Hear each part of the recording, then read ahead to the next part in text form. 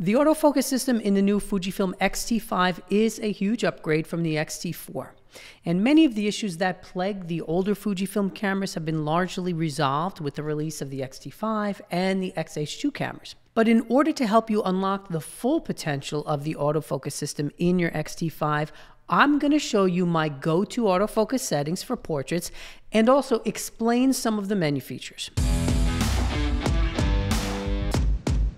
Before we get into today's tutorial, make sure you download my free PDF for some more portrait photography tips and check out my sponsors in the description below, and don't forget to use my promo codes for some discounts. Now, although this tutorial focuses on the X-T5, you can use the same settings if you have an XH2 or an XH2s, since the menus are basically the same in all the cameras. Let's start by talking about the AF switch on the front of the camera. You have three focus modes available: M for manual, C for continuous, and S for single. We are not discussing manual focus today, but that of course lets you control the focus manually by turning the focusing ring on the front of your lens. Continuous autofocus does just that. In this mode, the camera will continue to focus on your subject as long as you keep your finger pressed halfway on the shutter button. This setting is generally used for moving subjects. The S for single autofocus mode will allow you to focus on a subject and then keep the focus locked in place until you press the shutter all the way down. Now, in the past, I would always use single for portraits, but with the much improved focus systems in the new mirrorless cameras nowadays, I now shoot portraits exclusively in the continuous autofocus mode. In fact, I found that with the X-T5, shooting in continuous, along with some of the other settings that I'm going to talk about today, actually will improve the amount of photos you're going to get that will be tack sharp. Let's talk about the AF/MF menu.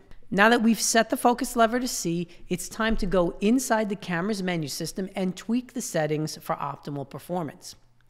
Click on the menu button and then scroll to the AF/MF menu. Scroll to the second option, AF mode, and in that submenu, choose all. This option will allow you to quickly scroll through all of the focus modes using the command dial on the back of the camera and without having to go back into the menu.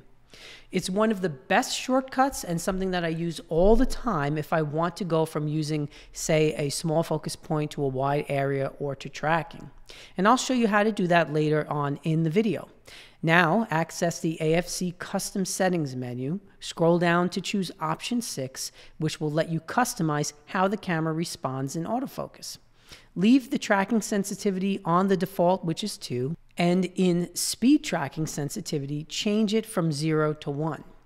In the next option, zone area switching, leave that on auto as well. I have found that this small adjustment to the custom mode makes a big difference in my results when shooting portraits. Next, scroll to the second page of the menu and turn on face/eye detection.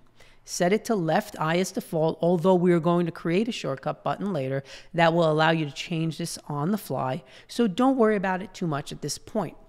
Next, make sure that AF plus MF is set to off, which should be the default. You can basically leave everything else on this page set to the default and go to page 3 of your AF menu.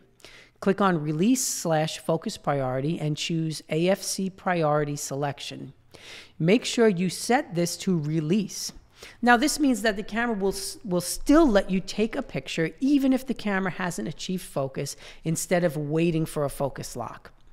When I made this simple change, the results improved drastically over focus priority.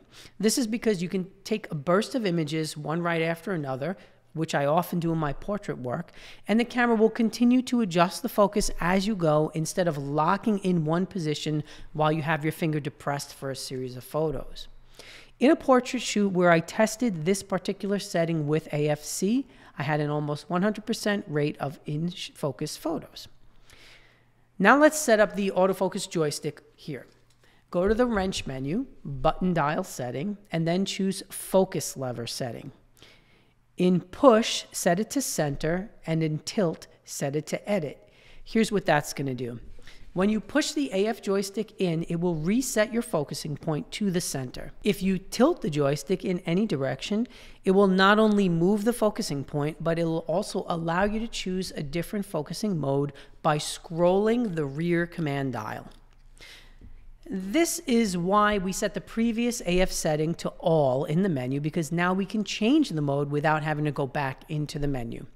Now, in the older cameras, you simply press the focusing lever in to reset the focusing point to the center, as well as to change the autofocus mode. But they made a change in the new cameras, and this is my workaround for that. Hopefully, they will change this back in a firmware update, because it was much more intuitive in the X-T4, but that's really the best way to do it right now with the 5. Before we talk about customizing buttons, I want to take a moment to tell you about one of my favorite editing programs, dhancer, which is now available as an app for your iPhone. I love dhancer because it quickly and easily allows me to apply a huge variety of film simulations to my images without having to painstakingly edit each one in post. And with their new iPhone app, it's even easier than that, because I can just import the photos right from my X-T5, edit them in minutes on my phone, and then send them to my socials or share them with friends and family. So make sure you check out the link to dhancer in my description below to get 10% off using my promo code.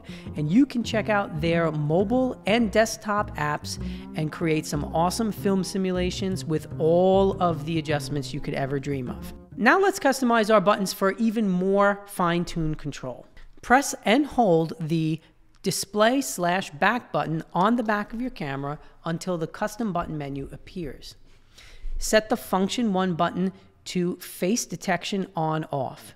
This will allow you to quickly turn on and off face detection while you're shooting just by pressing this button up here. And I find that I use this option quite often when going from, say, a close-up headshot to a full-length portrait. Next, we want to set up a custom button for left/right eye control. Now, I've chosen to use the AEL button on the back of the camera, but you can choose whatever button works best for you. Once you pick your custom button, choose right/left eye switch. By assigning a custom button to this option, you can quickly change the eye that the camera autofocuses on while tracking. I use this option all the time because I prefer to have the closest eye to the camera in focus. So if my subject is moving, I can quickly change the eye that the camera is tracking without disturbing the flow of my shoot or having to go into a menu. All right, now that I've shown you basically how I set up the autofocus system in my X-T5, I want to detail how I actually use it during a shoot. Now, I have 2 main settings that I use: tracking or wide zone. When in the tracking mode, keep in mind that the camera will retain a center focus point that can be moved. If my subject is roughly in one spot, I will move that focusing point until it covers the face and then let the eye tracking do its thing. If I want to change which eye I'm focused on, I simply press the AEL button, which I already set up previously to pick the eye. If your subject is in one of the far corners of the frame when you're in tracking and the focusing point is in the middle, however, it will sometimes want to focus in the middle instead of where your subject is. It's a little bit confusing because you still need to be aware of that point even when in continuous focusing and in tracking mode. So I would prefer that there was no box in this mode and that the camera just found the face regardless of where it is, but in my time with the camera, I haven't been able to find a way for it to do so. Now, if I'm missing something, drop me a comment below and let me know if there's a workaround for that. But this is why I also shoot in wide zone. Now, in wide zone, a large portion of the screen is selected for focus, and with face and eye tracking enabled, you're going to increase your chances of the subject being found right away if they are either in the middle or closer towards one edge of your screen. If I move the focusing point, I can then press the lever quickly to reset it back to the center. I can also move the focusing point in any direction and then scroll the command dial if I want to change from tracking to wide, or even use a smaller focusing point for detail work. It's really that simple, and it works well outside of the few little quirks which I hope Fuji addresses in an upcoming firmware update. Well, there you go. You now have your autofocus settings optimized for portrait photography. As always, if you have any other tweaks or tips to improve the autofocus that I may have missed, drop me a comment below and let me know. Make sure you subscribe to my channel, hit that like button, and if you enjoyed this video, I would love to hear from you as always. Here's wishing you an amazing day. Go out and take some awesome pictures, and I will see you in the next one. Peace.